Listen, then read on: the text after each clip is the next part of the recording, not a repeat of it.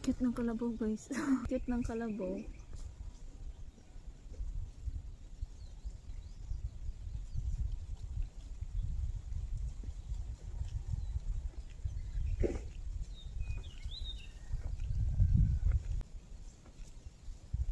Tayo pong picture kami ng kalabaw. Picture kami ng kalabaw guys. Hinintay lang po natin ang kalabaw na hinintay po natin ang oras para sila po ay papakainin na ng mga damo. Hanapan natin sila ng mga damo guys, kahit walang damo, kahit patay na yung mga damo, pero hanapan natin sila mamaya. Nang hindi po ito mga gat. Yung mga kalabaw hindi sila mga gat. Ay, hindi ko alam. Kapag mag-aalaga ka kasi ng kalabaw na mabait naman po ang mga kalabaw guys kapag ikaw yung nag-aalaga. Kasi alam mo man kung paano sila gumalaw, alam mo man sila guys kung paano sila gumalaw at paano sila kumilos at kilalang kilala ka na ng hayop sa inyo. Diba? At ang saya magkakaroon ng hayop lalong lalo na kapag nandun ka sa at ang saya guys kapag nagkakaroon ka at ang saya kapag nagkakaroon tayo ng mga hayop lalong lalo na dito sa bukid.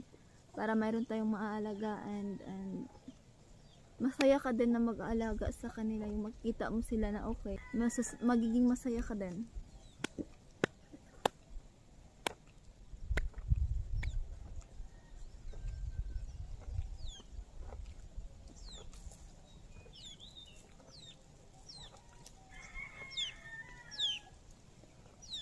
Kalabaw, kalabaw.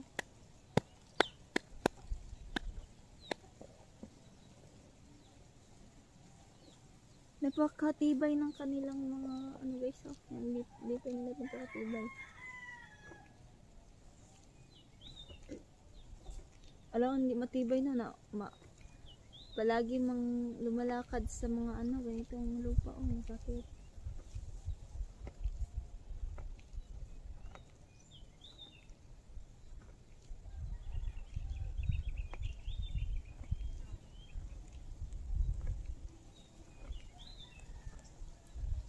Parang bato din siya guys.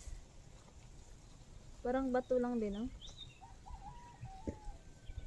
Kaya pala siya ginagawa na parang bato dahil ang purpose ng mga kalabaw ay ano man sila, no? Naglalakad sila sa masakit na daanan. Kaya ganito siya ginawa, 'di ba? Kasi paano kapag ginawa sila ganito guys, oh. Kasi paano kapag ganito yung mga ano nila, di masakit, sobrang sakit kapag ganyanan. Masakit siya kaya ganito, 'di ba? I wanna be a tutu. Bye-bye.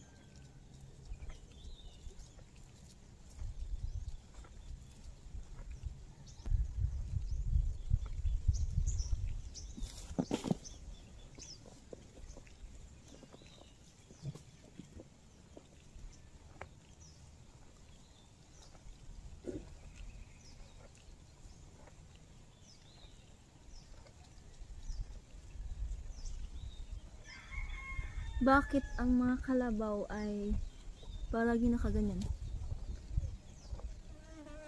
Palagi silang parang mayroong kinakain, no? Yan.